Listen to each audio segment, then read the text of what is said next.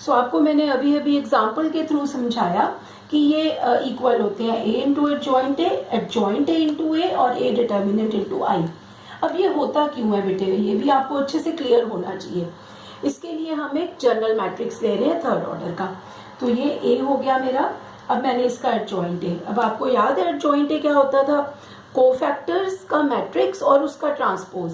तो जैसे इसका कोफैक्टर आना है A11, इसका आना है A12, इसका आना है A13, उसका जब ट्रांसपोज लेंगे ना तो इसके कोफैक्टर्स, ये जो हमारी फर्स्ट रो है, इसके कोफैक्टर्स ना बेटा ऐसे लिखे गए एडजॉइंट में, ठीक है।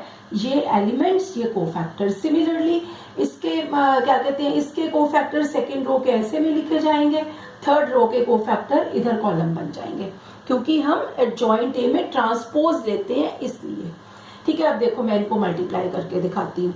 अब जब बेटे इनको मल्टीप्लाई करोगे, क्या रूल है मल्टीप्लिकेशन का, आपका ये एलिमेंट इसके साथ मल्टीप्लाई A11 कैपिटल A11, ये इसके साथ मल्टीप्लाई A12 कैपिटल A12 और ये एलिमेंट इसके साथ multiply A13 capital A13। Similarly अब ये रो इस कॉलम के साथ, फिर इसी रो को हम करेंगे इस कॉलम के साथ, तो ये आ गया। Then we will take second row, ठीक है। फिर ये एलिमेंट पहले फर्स्ट रोज के साथ, सॉरी ये पूरी रो इस कॉलम के साथ, फिर second row, second column, second row, third column and so on, ठीक है। अब आप नोटिस करो क्या हो रहा है, जो हमारा ये फर्स्ट एलिमेंट आया ना बेटे, ये वाला एलिमेंट, इसमें क्या हो रहा है, हर एलिमेंट अपने ही कोफैक्टर से मल्टीप्लाई हो रहा है। Small A11 capital A11, small A12 capital A12, small A13 capital A13। तो जिस दिन मैंने आपको कोफैक्टर्स करवाए थे उस दिन मैंने आपको क्लियर किया था, जब कोई एलिमेंट अपने ही कोफैक्टर से मल्टीप्लाई होके ऐड होते हैं तो वो डिटर्मिनेंट की वैल्यू बनाते हैं, डेल्टा जिसे हम बोलते हैं, डेल्टा या ए डिटर्मिनेंट एक ही बात है। तो इसकी जगह बेटे मैंने ए डिटर्मिनेंट लिखा।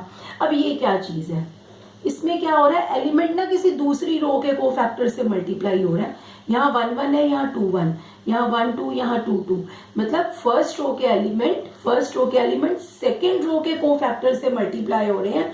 तो ये भी हमने उसी दिन कोफैक्टर्स के लेक्चर वाले दिन रिजल्ट किया था, इसकी वैल्यू 0। सेम यहाँ पे ये एलिमेंट भी किसी दूसरे कोफैक्टर से मल्टीप्लाई हो रहे हैं, तो दिस इज 0।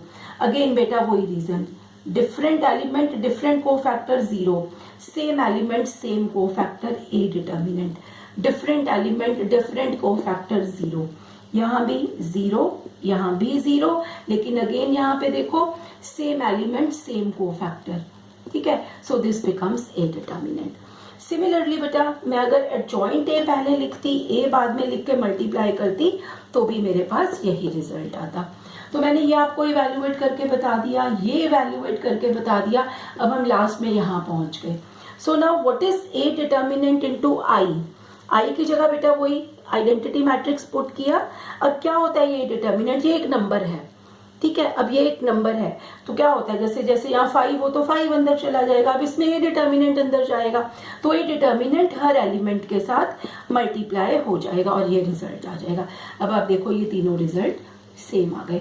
तो ये बेटे एक बहुत ही इंपॉर्टेंट रिजल्ट है जिसकी हेल्प से हम इनवर्स निकालना सीखेंगे बाय यूजिंग एडजॉइंट, ठीक है। एक आपने इनवर्स निकालने का बेटा मेथड किया था चैप्टर नंबर 3 में, जिसमें हम एलिमेंट्री ऑपरेशन लगाकर इनवर्स निकालते थे, लेकिन अब हमने क्या करना है, इनवर्स निकालना सीखना है एडजॉइंट यूज करके, और उसके लिए हम ये रिजल्ट यूज करेंगे। तो बेटा फाइनली हम इस रिजल्ट पर पहुंच गए, ठीक है। अब इसको थोड़ा सा और आगे हम एक स्टेप और आगे बढ़ते हैं। मैं इसमें क्या करने लगी हूँ, मैं ए डिटर्मिनेंट को नॉन जीरो कंसिडर कर रही हूँ। फिर से बताती हूँ, ए डिटर्मिनेंट एक नंबर है, ठीक है। तो हम सपोज कर रहे हैं कि वो नंबर 0 नहीं है, ठीक है। अब 0 नहीं है तो इसका मतलब मैं उस नंबर से इस सारी इक्वेशन को डिवाइड कर सकती हूँ, बिकॉज अगर ये 0 हो जाए तो division bye 0 is not possible. तो इसको डिवाइड कर दिया ए डिटर्मिनेंट से, इसको भी डिवाइड कर दिया ए डिटर्मिनेंट से, इसको भी डिवाइड कर दिया। और बेटे जब मैं इसको ए डिटर्मिनेंट से डिवाइड करूंगी ना, तो ऐसे मैंने डिवाइड किया ए डिटर्मिनेंट से, ये कैंसिल हो जाएगा और ये आई के इक्वल आ जाएगा, ठीक है।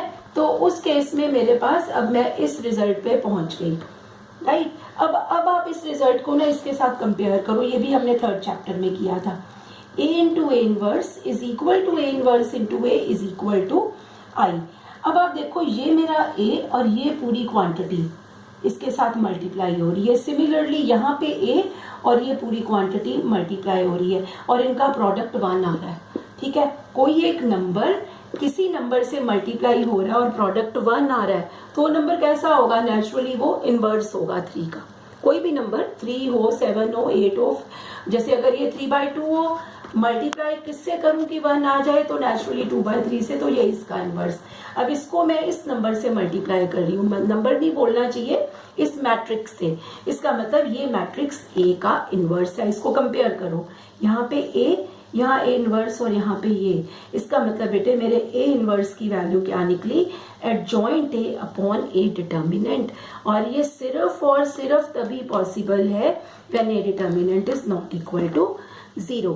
दैट मीन्स अब हम जब इनवर्स निकालेंगे using adjoint of a matrix तो ये फॉर्मूला यूज करेंगे। स्टेप्स क्या होंगे? पहले ए डिटर्मिनेंट निकालो, उसको चेक करो, अगर वो 0 है इनवर्स डज नॉट एग्जिस्ट। लेकिन अगर वो नॉन जीरो है फिर आपने एडजॉइंट ए निकालना है। एडजॉइंट ए निकालना आप सीख चुके हो, फिर आपने एडजॉइंट ए को ए डिटर्मिनेंट से डिवाइड कर देना है, आपके पास इनवर्स निकल आएगा। सो बेटा अब हमारे पास 2 मेथड आ गए इनवर्स निकालने के। एक 3rd चैप्टर में हमने किया था यूजिंग एलिमेंट्री ऑपरेशंस और एक अब हम 4th चैप्टर में कर रहे हैं यूजिंग एडजॉइंट या यूजिंग डिटर्मिनेंट भी हम इसको बोल सकते हैं। अच्छा, अब ये करने के बाद बेटे हमारे पास छोटी छोटी सी 2 डेफिनेशंस बन जाती हैं कि एक स्क्वायर मैट्रिक्स को हम सिंगुलर कब बोलते हैं। A square matrix is called singular if A determinant is equal to 0। कि अगर हमने ए डिटर्मिनेंट की वैल्यू निकाली और वो 0 आ गई तो उस मैट्रिक्स का नाम सिंगुलर मैट्रिक्स होता है। It is SINGULAR, singular matrix. ठीक है, और बेटा अगर ए डिटर्मिनेंट की वैल्यू नॉन जीरो आए तो उस मैट्रिक्स को हम नॉन सिंगुलर मैट्रिक्स बोल देते हैं। ये बेटे 1 मार्क के क्वेश्चन में बहुत बार इस पर बेस्ड क्वेश्चन आते हैं, singular matrix and non singular matrix. और बेटे फाइनली एक रिजल्ट हमारे पास, सेकेंड रिजल्ट और आ गया कि a square matrix A is invertible only if it is non singular, that is A determinant is not equal to 0। कि एक मैट्रिक्स का इनवर्स सिर्फ तभी निकाला जा सकता है अगर वो नॉन सिंगुलर हो। नॉन सिंगुलर का मतलब उसका डिटर्मिनेंट नॉन जीरो हो। तो वो मैंने आपको यहाँ भी बता दिया, इनवर्स सिर्फ तभी निकलेगा if A determinant is non zero. अब बेटे इसकी 1-2 एग्जांपल्स करेंगे इनवर्स निकालने की और आप इसकी अच्छे से प्रैक्टिस करोगे बिकॉज इस पर 6 मार्क्स का क्वेश्चन बहुत बार आता है CBSE में। 6 मार्क्स या कई बार 4 मार्क्स में भी आ जाता है। ठीक है, थैंक यू बेटा।